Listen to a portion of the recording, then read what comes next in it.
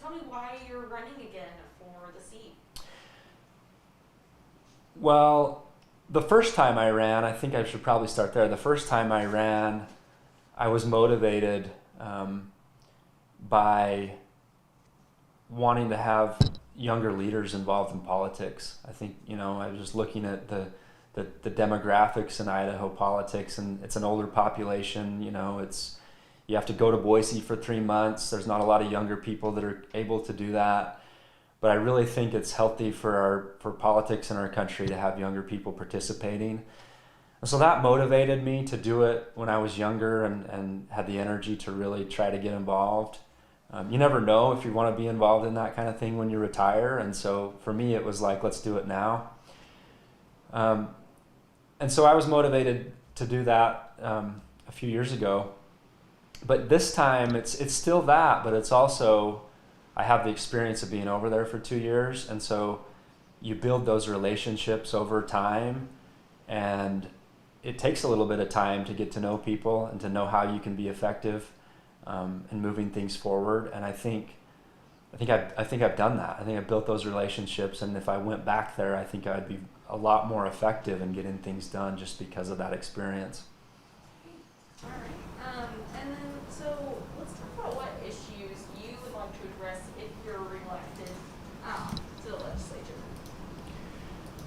Well, there's a few big ones, and it's not one single person that can get those done. I mean, you're one of 70 in the House and 35 in the Senate. But the things that I'm focused on are big Idaho issues.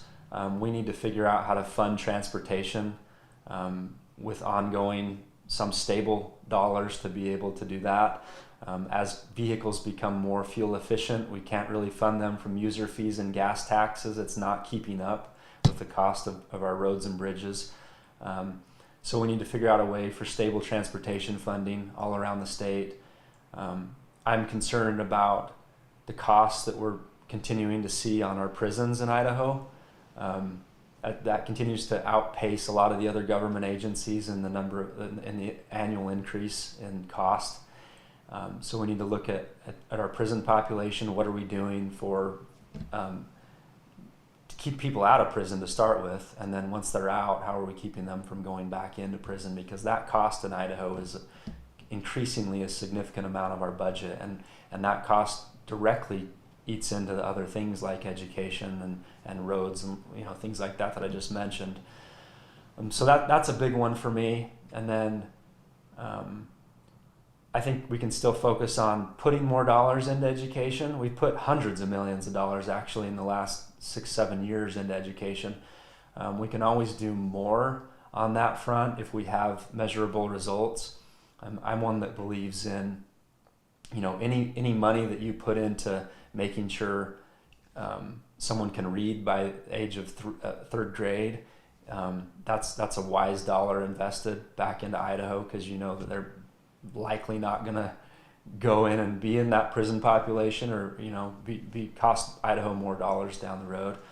So that one, access to broadband. I think we need to continue to push that one, especially as we've seen now more and more homeschooling and things like that happening. I think every place in the state should have high-speed internet.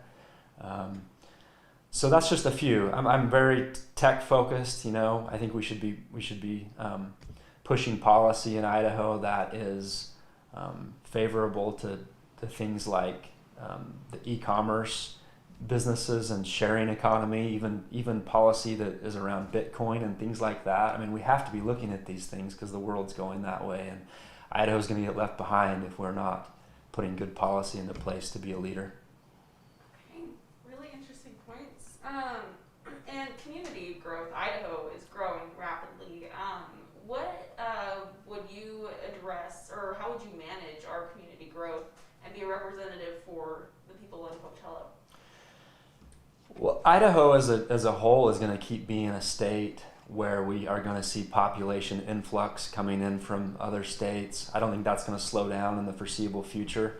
But that to me means any representative of our community and seeing that growth has to take take serious the strain on resources that causes, and then plan ahead and invest now, because more population means we need more schools, more teachers. I mean, we're going to have, more strain on our roads and on our water and on our public lands. And so, to me, any good representative, seeing that population growth, is going to invest now for that, and we're not, left behind the 8 ball in 10, 20 years saying, why didn't we invest for this? We knew we were the fastest growing state in the country. Why are we not putting dollars into things now so we have a 21st century economy and transportation infrastructure in our state? And so I think keeping your eye on the ball and planning ahead 2-3 decades is the way we do that. Okay, great. That's all of my questions. Is there anything else that you wanted to make sure that you said before we end the interview? I'll just mention that the way I analyze any decision, I go through kind of 3 or 4 basic things. I ask myself, is this good for families in Idaho? I ask, is this good for small business? Does it promote small business? I ask myself, is there any other way that this policy can happen without government getting involved? That's the conservative side of me that just goes through that checklist. And that's just how I analyze things, and that's good for people to know.